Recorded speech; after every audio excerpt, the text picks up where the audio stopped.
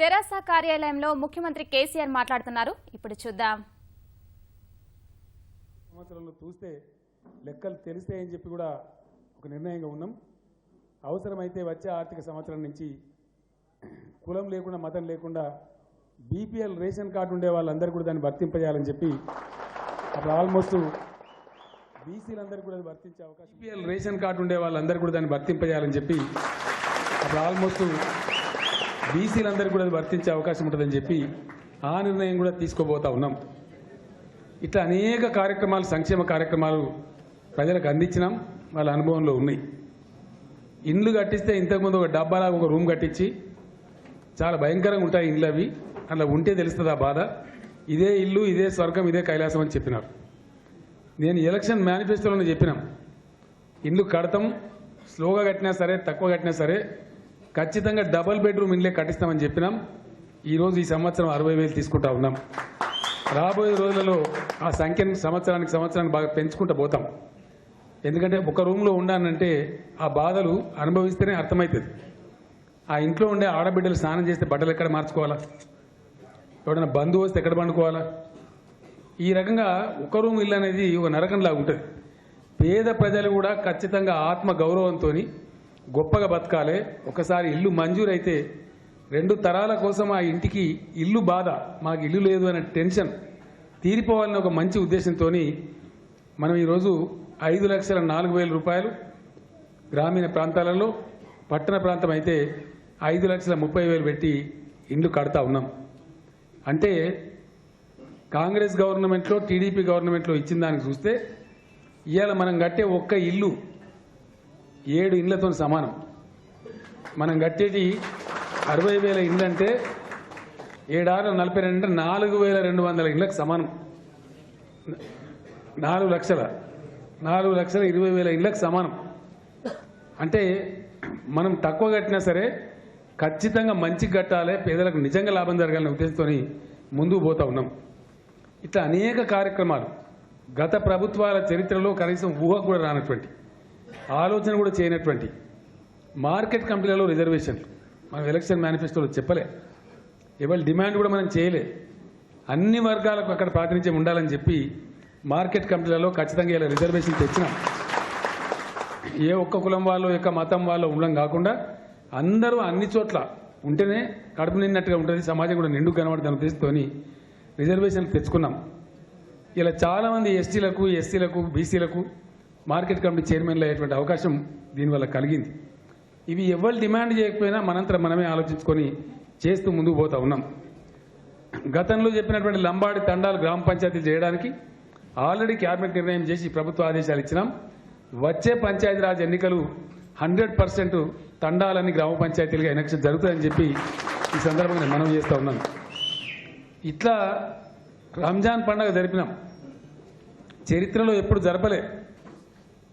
200 మసీదుల దగ్గర పేదలను పిలిచి 1000 మందికి బట్టలు కూడా ఇచ్చి గొప్ప గౌరవంగా జరుపుకున్నాం. బతుకమ్మ, దసరా పండుగలు కూడా మూలపోయినటువంటి పండుగలను అద్భుతంగా జరుపుకున్నాం. హైదరాబాదులో బోనాల పండుగ కూడా చరిత్రలో కనివినీయరగని రీతిలో డబ్బులు ఖర్చు పెట్టి జరుపుకున్నాం. గోదావరికి పుష్కరాలు వస్తే చాలా అద్భుతంగా కోట్లాది మంది భక్తులు వచ్చినా అహోరాత్రులు కష్టించి మన మంత్రులంతా ట్రాఫిక్ కానిస్టేబుల్ లాగా పనిచేసి దేవాదాయ శాఖ మంత్రి ఇంద్రకరణ్ రెడ్డి గారి ఆధ్వర్యంలో బ్రహ్మాండంగా పుష్కరాలు నిర్వహించి దేశంలో మంచి పేరు తెచ్చుకున్నాం. రేపు రాబోయే రోజులలో ఖచ్చితంగా 25,000 మెగావాట్ల పవర్ ఉండే విధంగా అద్భుతంగా తీర్చిదిద్దుకుంటా ఉన్నాం. అదేవిధంగా మరో ప్రధాన రంగం ఏదైతే ఉందో డ్రింకింగ్ వాటర్ గ్రిడ్, అద్భుతమైన వ్యవస్థ. 2-2.5 ఏళ్లలో ప్రతి ఇంటికి మనమే నల్లా కనెక్షన్ ఇచ్చి 40,000 కోట్ల రూపాయలతోని మంచినీళ్ల బాధ శాశ్వతంగా తీర్చడానికి డ్రింకింగ్ వాటర్ గ్రిడ్ కార్యక్రమాన్ని కూడా చేపట్టినాం. దాని టెండర్లు పిలిచినారు. ఆ పనులన్నీ రాబోయే 1-2 నెలల్లో ప్రజల ముందుకు అద్భుతంగా రాబోతూ ఉన్నాయి. పవర్ కానీ, మంచినీళ్ళు కానీ, సంక్షేమం కానీ, డబుల్ బెడ్రూమ్ ఇల్లు కానీ ఇంత తక్కువ సమయంలో ఈ 14, 15, 16 నెలల కాలంలో ఎలక్షన్ మేనిఫెస్టో ఏదైతే చెప్పినామో ఎన్నికల ప్రణాళికలో చెప్పిన అంశాలు అమలు చేయడానికి 5 years టైం ఉంటుంది గవర్నమెంట్కు. కానీ ఒక్క అంశం మినహాయిస్తే, ఒకే ఒక్క అంశం కేజీ టు పీజీ విద్య, ఆ ఒక్కటి మినహాయిస్తే 99.9% మేనిఫెస్టోను ఇంత షార్ట్ పీరియడ్లో అమలు చేసిన ఘనత ఇవాళ టీఆర్ఎస్ గవర్నమెంట్కి ఉందని చెప్పి నేను మనవి చేస్తా ఉన్నా. ఇవాళ బీహార్లో ఎలక్షన్ జరుగుతూ ఉంది. అక్కడ బీహార్ ముఖ్యమంత్రి నితీష్ కుమార్ ఎన్నికల సభలలో చెప్తా ఉన్నాడు, మీరు నన్ను మళ్ళీ గెలిపించండి, మీరు గెలిపిస్తే ఖచ్చితంగా నేను తెలంగాణలో ఎట్లయితే ఇంటింటికి నల్లా ఇచ్చేటువంటి వాటర్ గ్రిడ్ ప్రోగ్రాం తీసుకున్నారో బీహార్లో కూడా దాన్ని అమలు చేస్తా అని చెప్తా ఉన్నాడు.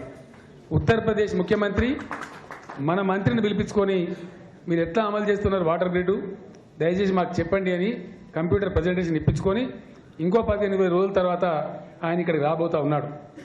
నిన్నగాక మొన్న వెస్ట్ బెంగాల్ ప్రభుత్వం కూడా మన అధికారులకు ఫోన్ చేసిండ్రు. వెస్ట్ బెంగాల్ నుంచి కూడా వాళ్ళ టీంను పంపిస్తూ ఉన్నారు. ఈ వాటర్ గ్రిడ్ మీరు ఎట్లా అమలు చేస్తున్నారు, మేము కూడా చేసుకోవాలి మా రాష్ట్రంలో అని చెప్పి ఈ విధంగా వస్తున్నటువంటి విషయం కూడా మీరు గమనిస్తూ ఉన్నారు.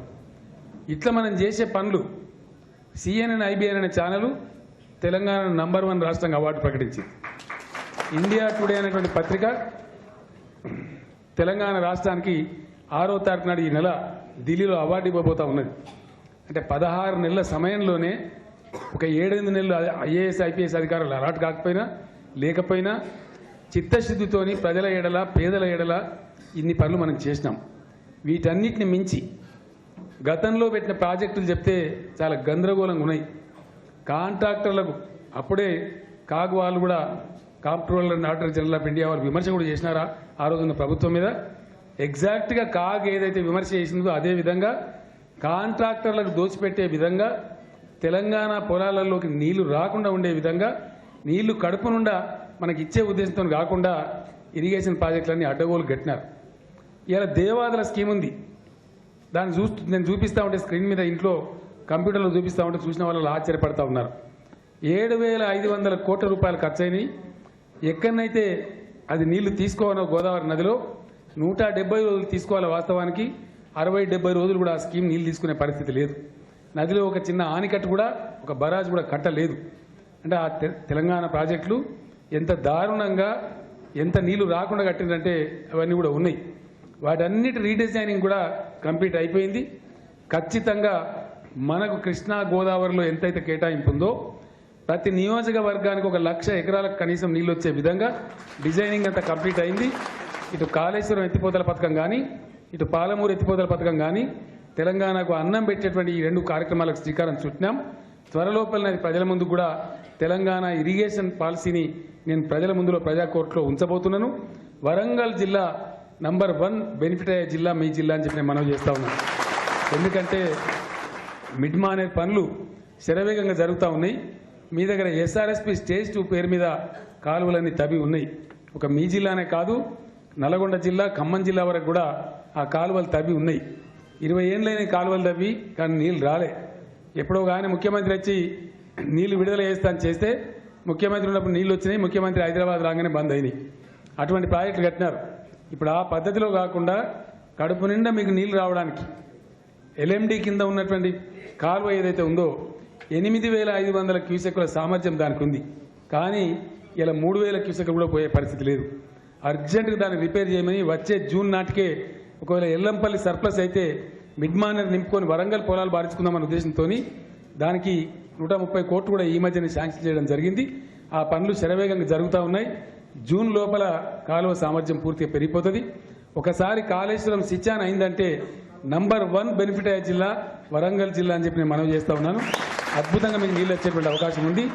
మాటలు చెప్పడం కాదు, ప్రాక్టికల్గా రేపు మనం చూడబోతాం. ఆచరణలో దాన్ని ప్రజలు అనుభవించబోతారు. ఈ రకంగా విద్యుత్ శక్తి కావచ్చు, సంక్షేమం కావచ్చు, మంచినీటి సమస్య కావచ్చు, డబుల్ బెడ్రూమ్ ఇళ్ల విషయం కావచ్చు, నీటిపారుదల విషయం కావచ్చు, అనేక కార్యక్రమాలకు శ్రీకారం చుట్టడమే కాదు చాలా శరవేగంగా మనం దూసుకొని ముందుకు పోతా ఉన్నాం. మన ప్రతిభను అందరూ గుర్తిస్తూ ఉన్నారు. ఈ సమయంలో ఈ వరంగల్ ఎన్నిక వచ్చింది. వరంగల్లో ఇప్పటి తెప్పించిన సర్వేల ప్రకారం అద్భుతమైనటువంటి గెలుపు మనం గెలవబోతా ఉన్నాం. నేను ఒకటే మీతో కోరేది ఏంటంటే దయచేసి అందరం కూడా ఐకమత్యంగా ఉండి ఖచ్చితంగా చాలా మంచి మేయర్తోని మిత్రుడు దయాకర్ని గెలిపించుకొని రావాలి. పేద గొప్ప అనే తేడా లేకుండా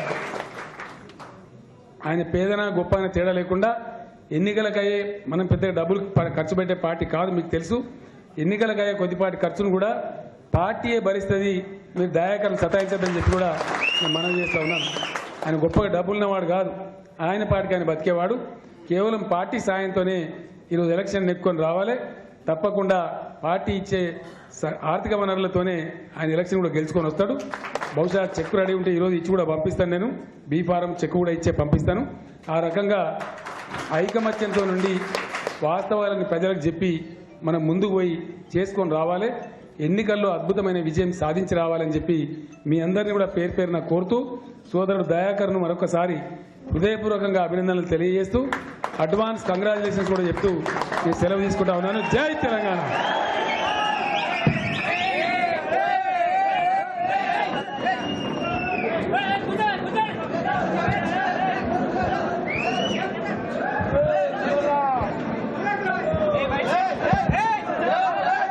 మాననీయులు మన పార్టీ అధ్యక్షులు పెద్దలు కల్వకుంట్ల చంద్రశేఖరరావు గారిని ఏ ఫామ్ బి ఫామ్ మన వరంగల్ లోకసభ అభ్యర్థి పసునూరు దయాకర్ గారికి ఇచ్చి ఆశీర్వదించవలసిగా కోరుతున్నాను.